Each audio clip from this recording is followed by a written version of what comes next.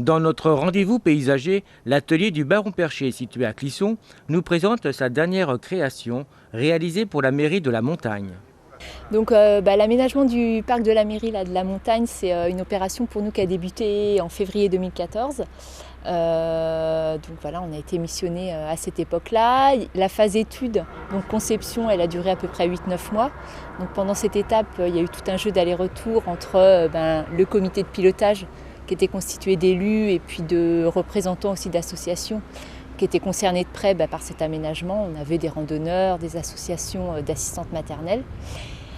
Et puis donc un jeu d'aller-retour donc, entre eux et nous. Et puis au fil de ces mois, le projet il s'est construit petit à petit. Il s'est finalisé donc en novembre 2014. Suite à ça, donc une fois que le projet a bien été calé, on a lancé la consultation d'entreprise. Le marché de travaux a été attribué en janvier. Les travaux ont démarré en février et là, au bout de 4 mois, on a le parc, on a des travaux qui s'achèvent.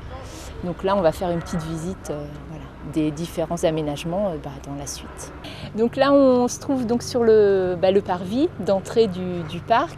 L'idée, c'était de créer vraiment une placette d'accueil qui soit conviviale et puis où il fallait réussir à intégrer le monument aux morts, donc, qui flottait un petit peu dans son espace.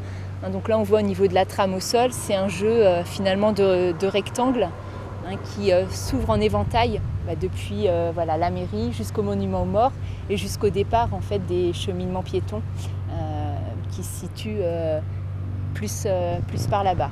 Donc l'idée, c'était de travailler un espace d'accueil qui soit convivial, qui invite à rentrer dans le parc. Et puis donc on commence à voir les massifs de plantation qui vont venir animer les rives de cet espace.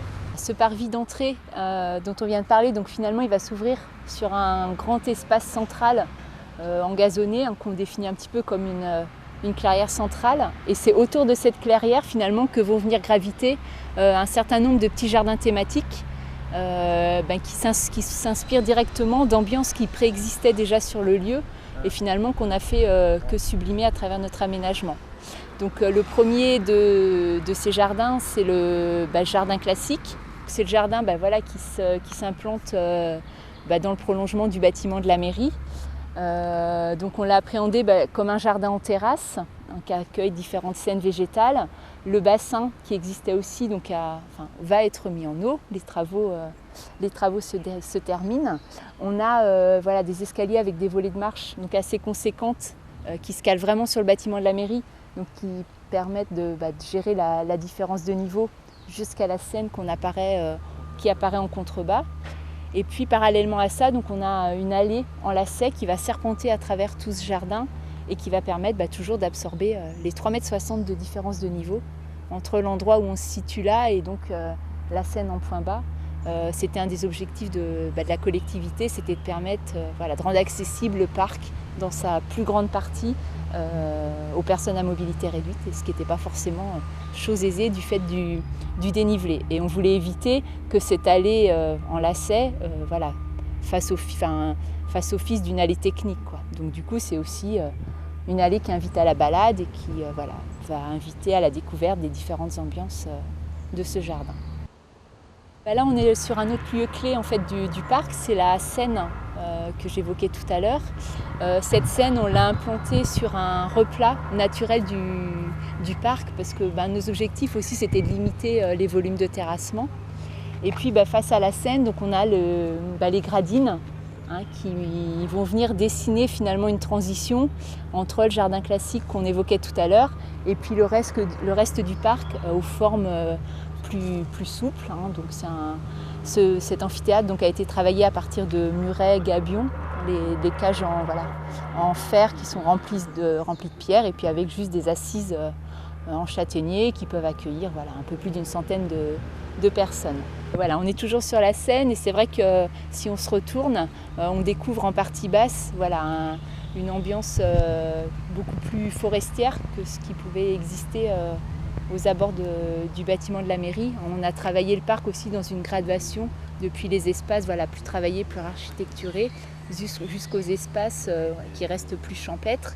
Et puis là, on avait une problématique aussi de sécurité du bas du parc. Et là, on a des haies qui ont été créées à partir des déchets de taille en fait. Tout le temps dans l'optique, on recycle et on évite d'évacuer trop de choses, tout le temps ce qui a un coût. Et c'est vrai qu'on cherche tout le temps à travailler nos opérations aussi sous l'angle du développement durable. Donc ça, c'en est une illustration concrète. Là, on est au niveau donc, du jardin des éboulis. L'idée de ce jardin, donc, elle vient de plusieurs choses. C'est vrai qu'on est dans un parc où on a un sous-sol qui est très rocheux. Donc l'idée, à un moment donné, c'est de mettre en scène donc, ce rocher qui est présent en sous-sol. D'où l'idée de rocailles géantes.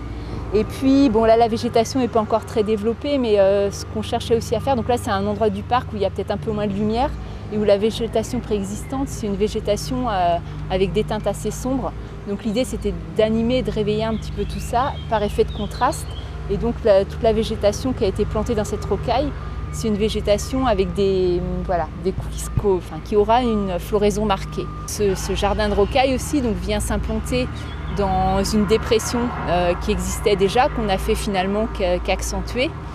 Et puis du coup l'idée de la passerelle, donc, c'était aussi de générer un poste d'observation, un point d'observation donc en surplomb de cette rocaille. Et puis tout le temps de permettre une continuité pour l'accessibilité à personnes à mobilité réduite.